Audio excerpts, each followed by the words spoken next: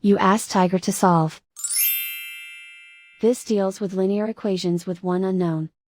The final result is x equals -20. Let's solve it step by step. Swap sides. Group all constants on the right side of the equation.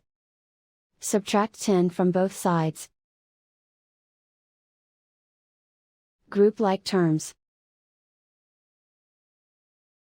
Simplify the arithmetic.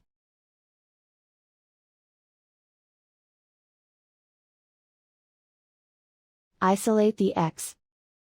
Multiply both sides by inverse fraction 4 over -1.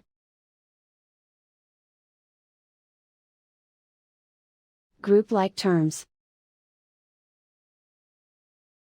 Multiply the coefficients. Simplify the arithmetic.